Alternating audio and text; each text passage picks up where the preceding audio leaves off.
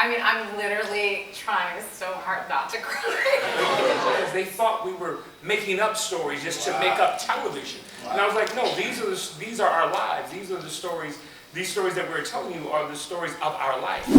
All right, listen, today we at PaleyFest, you know what I'm saying? PaleyFest is the ultimate TV fan festival, so it's a lot of different shows here. And I am doing an interview with the cast of Blackish. So Anthony Anderson, Tracy Ellis Ross, Lawrence Fishburne,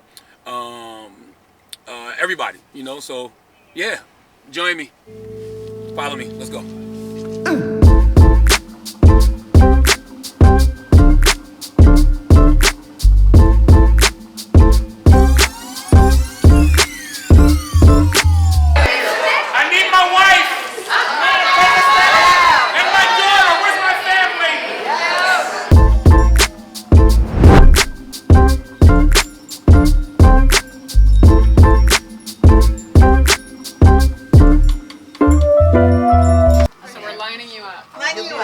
I go in first? I'll tell you when you go out.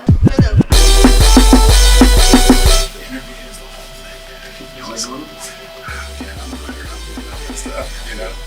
It's like, you do a great job. Oh, thanks, like, we got great team. It's not just a sitcom that can actually do the social media body. That just, that's the very way. I'm talking about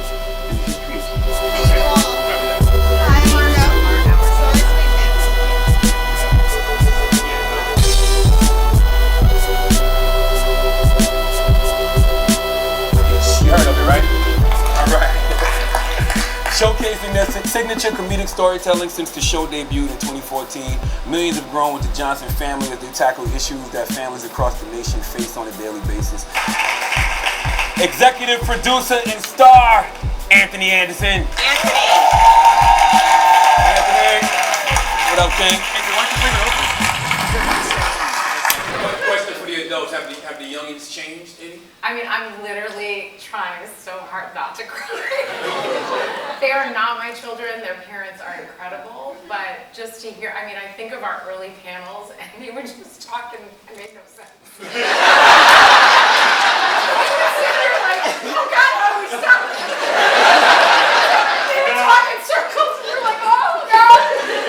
And I just feel so proud. I mean, look at them, they have career, it makes you want to cry. I feel like it's a big responsibility because like in the beginning there wasn't a lot of like young black girls, of course, with glasses on and like without like being like the sassy girl, like, you know, that dies in the first act, you know? Right. So yeah, I thought it was a big responsibility because it would inspire like young black girls to like, oh, okay, I got glasses, I can do that, you know? So yeah, it was lots of fun and it's been lots of fun from the beginning. For me, I feel like for me not being used to, I was never really used to doing this type of thing, like being in the industry and all that. But I feel like what made me just love doing this is I feel like I was lucky to have the people on the cast, because at being 9 years old, we were 9, so all we really loved to do was just have fun and just stay a kid. Still, that's what we love to do, but like, you know, professional now. Exactly. You know, me being from Compton and seeing how my family still lives in the hood, and that's not his reality. He thought that made him less black. And at 12 years old, I had to have this conversation. I was like, no, son, this is your reality. This doesn't make you any less black, because he sees the plight of young black men across this country and what's happening to them, and that's not happening to him. I was like, no, that's not you. This is your reality. And after that conversation, he got it, and he said, okay, Dad, for my 13th birthday, I want to have a bar mitzvah.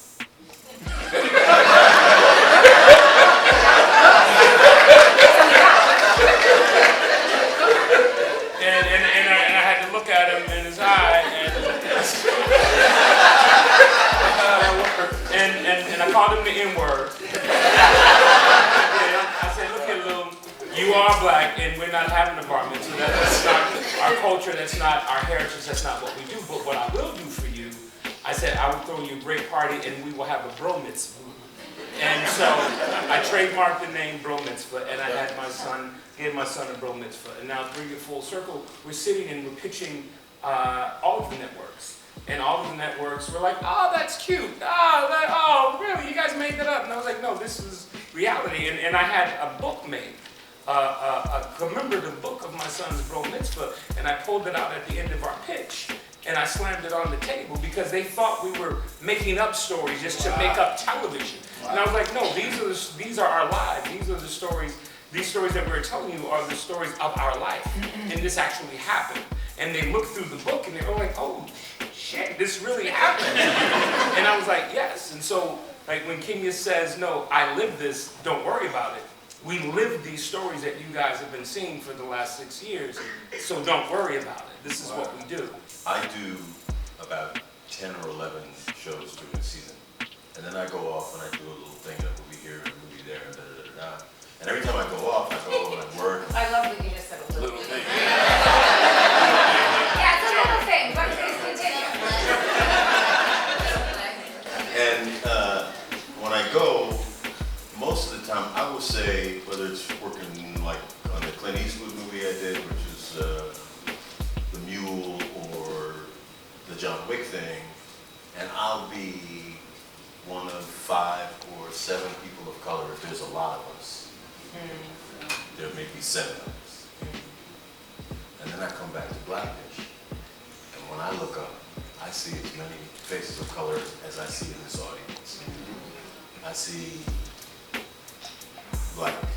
black people, brown people, Asian people. I mean, we have a really diverse crew. And it's because it was part of our intention as executive producers, as people who are responsible for creating this show.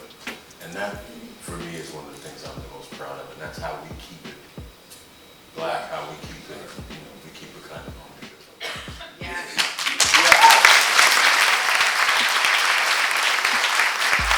The postpartum episode was really important. The way that subject matter was handled, I think,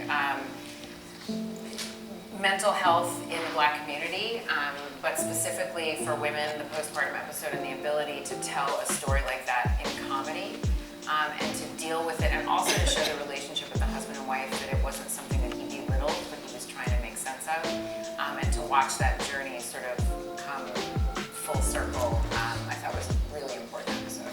Our police brutality episode was extremely impactful because I feel like a lot of these stories and cases that you hear about are people my age, and being my age, you don't really tune in too much to the popular media or CNN or things like that to hear about these stories. And I feel like we really handled it with a lot of respect and a lot of care, and there was a lot of, I feel like it was one of our first episodes where there was a lot of emotion and tension on set, and everybody really felt the impact and the power of the words that we were speaking into existence and putting up on national television. So I think the police brutality episode for me was definitely the most impactful. But I do want to say, while we're sitting with you, thank you, truly, on the Girlfriend Show. I want to say it publicly, I said it in the interview, but often our shows do not get etched in the landscape of television. The narrative that we are telling doesn't get put into the story of the whole thing. And you have used your platform to speak up very vocally about how important Girlfriends was, and as a result, we are etched in time. And I really thank you for that.